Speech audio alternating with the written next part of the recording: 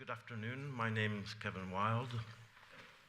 I'm an electrical engineering project manager for the Geneva Industrial Utilities, and I'll be presenting you a project, an industrial automation and control system upgrade that we realized in 2014 with collaboration with EASY program.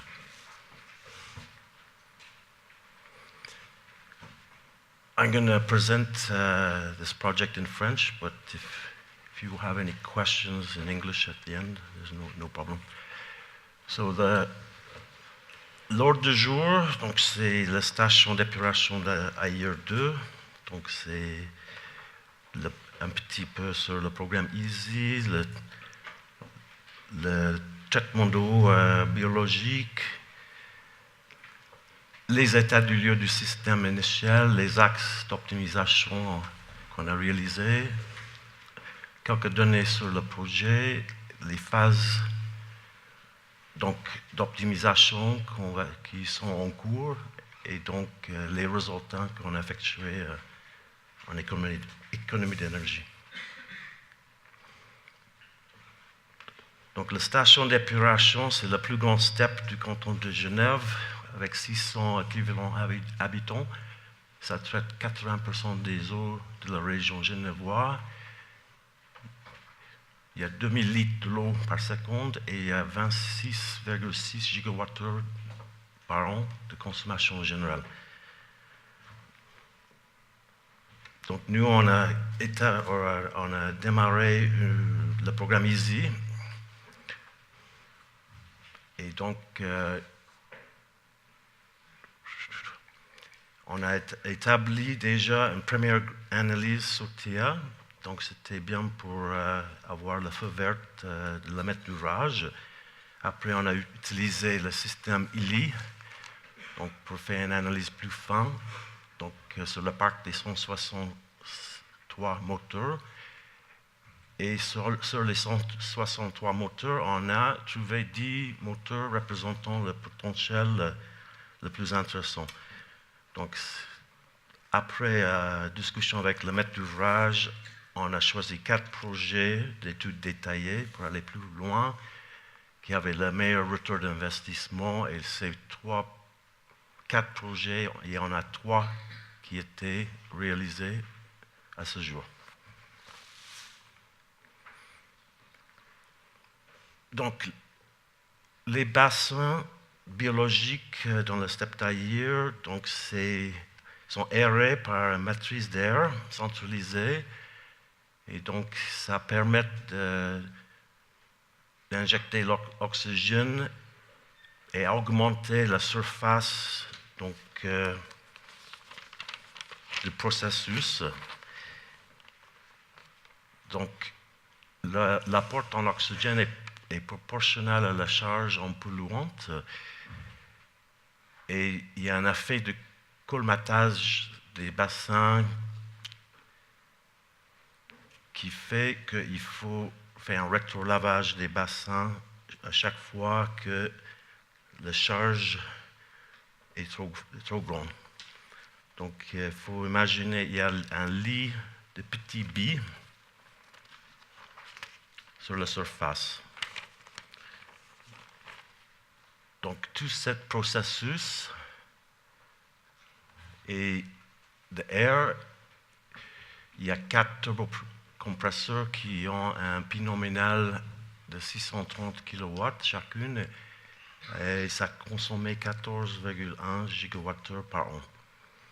Donc, ça correspondait avec 50% de la consommation électrique du steppe et c'est les turbocompresseurs, ils marchaient à charge constante, 2960 tours par minute, 18 700 mètres cubes par heure. Et l'efficacité des moteurs était de 95,2%. Donc on a regardé s'il y avait un intérêt de remplacer les moteurs. Et donc les moteurs proposés par Siemens était efficace de 96,4%, mais ça nous a donné un retour d'investissement de 19 ans. Donc c'était écarté.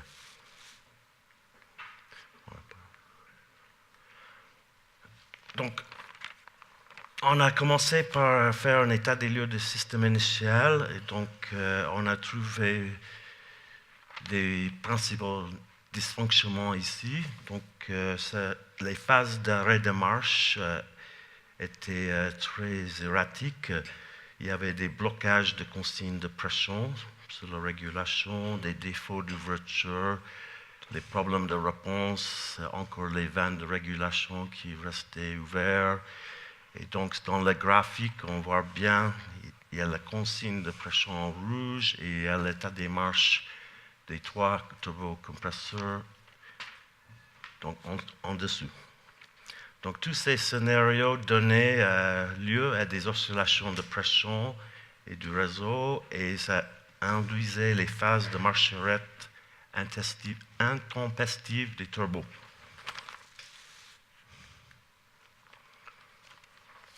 Donc, notre étude, il est porté sur 4 axes d'optimisation principalement.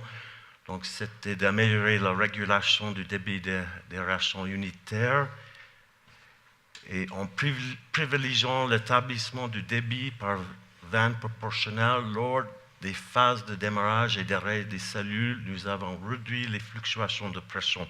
Donc, on a stabilisé le processus avec ça. Après, on a mis en place les nouveaux algorithmes de détermination des consignes de pression. Et donc, en calculant cette consigne de pression en fonction des bassins les plus colmatés, nous avons limité la charge des turbosuppresseurs tout en garantissant les performances d'aération.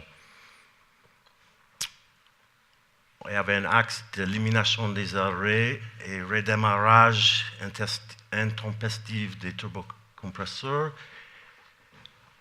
Et c'était une évaluation de la nécessité réelle de l'arrêt ou de démarrage selon le contexte de fonctionnement des bassins et l'anticipation de la demande en air. Et finalement, on a mis en place une boost de communication entre le système de contrôle-commande et le SCADA. La réalisation d'une table d'échange Profibus a permis de coordonner globalement les séquences de marche-arrêt par le système de supervision centrale.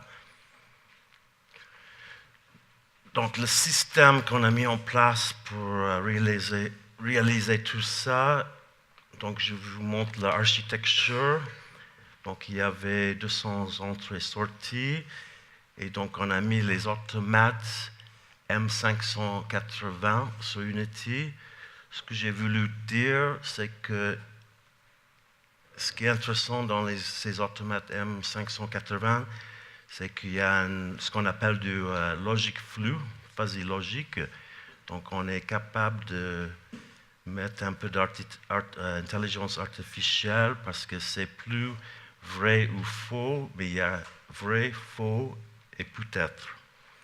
Donc, ça nous a aidé dans la contrôle commande. Donc, on a commencé ça en janvier 2014. Donc, on a fini les travaux en juillet 2014 et on a réceptionné en janvier 2015.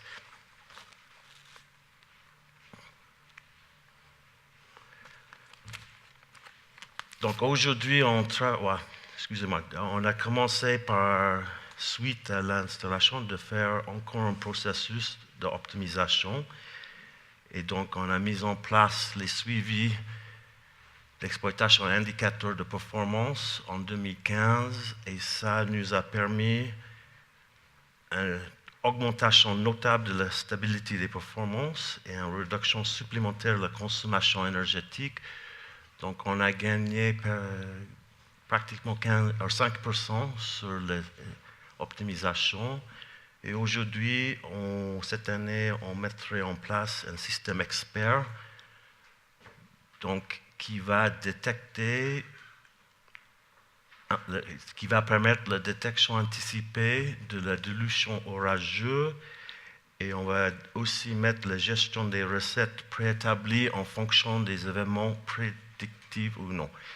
Donc tous ces logiciels sont développés avec .NET de Microsoft.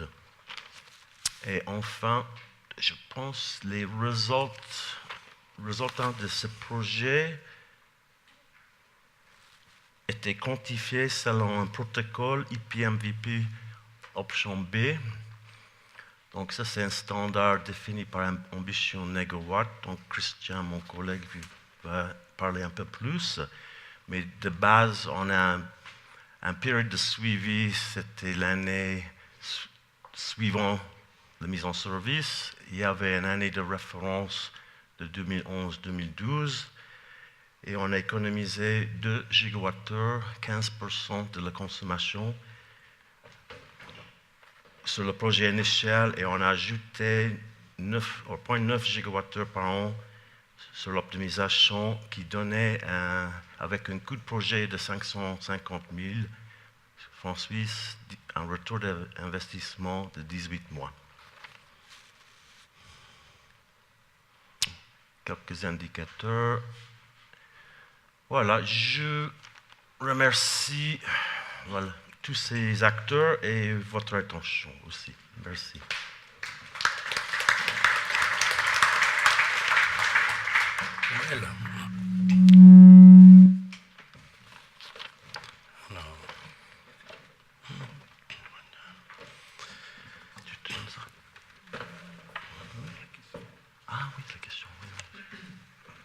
Je vais prendre la suite de Kevin. Donc moi, je vais plus particulièrement vous parler du plan Ambition Negawatt. Je m'excuse par avance pour ma voix. Je suis malade et malheureusement, je n'ai pas trop de voix. Ça va être également en français. Donc, je vais passer rapidement sur le plan Ambition Negawatt, car malheureusement, il ne s'applique qu'à Genève. SIG a mis en place un programme qui s'appelle le programme ECO 21, dont le plan Ambition Negawatt fait partie. Donc, il s'adresse à tous les grands consommateurs, donc plus d'1 gigawattheure électrique ou plus de 4 gigawattheures thermiques. Et le but, c'est vraiment d'aider les grands consommateurs à mettre en place une politique d'efficience énergétique. Ce n'est pas seulement aider action par action, mais c'est aussi changer la mentalité et la façon de consommer et les attirer vers le mieux et le moins consommé. Donc, les économies depuis 2012, on est à 41 gigawattheures électriques et on est à 20 000 tonnes de CO2. Donc ça, c'est les économies cumulées dans toutes les actions qui ont été regroupées par négawatt. Je vais maintenant vous parler du protocole IPMVP. Donc, on rémunère les kilowattheures, on achète les kilowattheures économisés à nos clients. Et pour ce faire, on se base sur un protocole qui s'appelle l'IPMVP. C'est un protocole international. Alors, quand est-ce qu'on devrait utiliser l'IPMVP ou ce type de protocole? Lorsque les économies d'énergie sont générées par un projet et que ce projet fait l'objet d'une rémunération.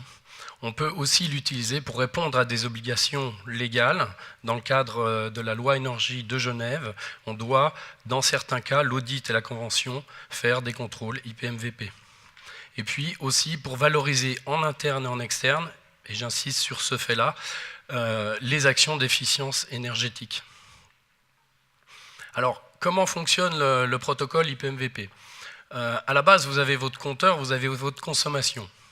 Et puis, on dit, voilà, on trace une ligne, on prend une référence, et puis on s'engage sur un résultat suite à une économie. Et puis, tout va bien, on a le résultat, très bien. Et puis, d'un coup, on remonte. Alors, pourquoi? Parce qu'on s'est quand même engagé un résultat, on ne l'a plus. Résultat, voilà, l'économie, ça devrait être ça. Bon, très bien. Est-ce qu'on a vraiment la vraie économie? Je ne pense pas. Qu'est-ce qui se passe? Pour l'IPMVP, on prend la même base et on va faire un compteur virtuel. Ça veut dire qu'on va prendre des mesures de référence et puis dans ces mesures, on va intégrer tous les acteurs extérieurs qui peuvent faire varier l'économie. Si je prends le cas d'un hôtel, vous avez une variation sur le nombre de clients, le taux de charge de l'hôtel. Vous avez aussi une variation sur les températures extérieures, si vous touchez la climatisation, le chauffage et la ventilation. Donc ce qu'on va faire, on va étudier cette première courbe, on va faire une base de référence et on va en sortir une équation qui va nous donner le comportement de l'hôtel. Ensuite, on prendra les nouvelles mesures d'économie et là, on les appliquera avec l'équation et toutes les données externes. Et à ce moment-là, on aura vraiment la réelle économie. On prend l'exemple d'un hôtel.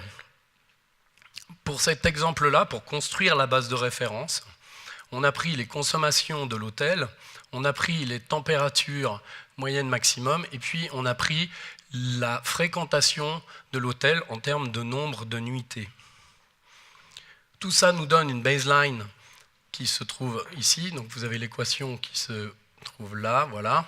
Et puis, quand on fait ce genre de calcul, on a une incertitude et puis on a un niveau de confiance. Donc là, on est sur un niveau de confiance de 90% et sur une incertitude de 14%. Ça veut dire que dans 90% des cas, on sera juste à plus ou moins 14%. Le but est lequel? Le but est de vraiment faire ressortir l'économie et d'être sûr de pouvoir vérifier cette économie. Donc ici, vous voyez le comportement de l'hôtel, vous voyez la courbe en traitillé qui est le résultat de l'équation, et puis ici vous avez l'action de performance énergétique, et ensuite vous allez voir ces deux courbes qui se détachent. Donc là on a réellement l'économie d'énergie. Ce qui est intéressant dans ce type de protocole, c'est que si on se borne au niveau global de l'hôtel, on peut ajouter toutes les actions de performance énergétique qui ont été réalisées. Et ça, c'est assez intéressant quand il s'agit de convaincre une direction pour avoir des budgets pour faire des améliorations d'efficience énergétique.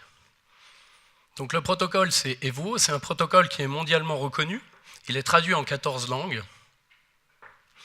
Pour réaliser les économies d'énergie et les mesurer, on passe par un plan de mesure et vérification qui définit qu'est-ce qu'on va mesurer, sur quel périmètre, comment on va faire ces mesures et quelle sera la périodicité de revue des rapports de mesure et vérification.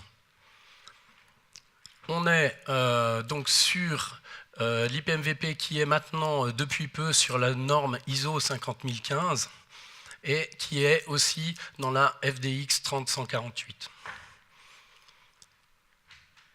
Donc, je vous communique les différents acteurs qui peuvent vous former, vous renseigner sur ce protocole. Donc voilà, le but c'était de vous présenter ce protocole. On a différentes manières de travailler.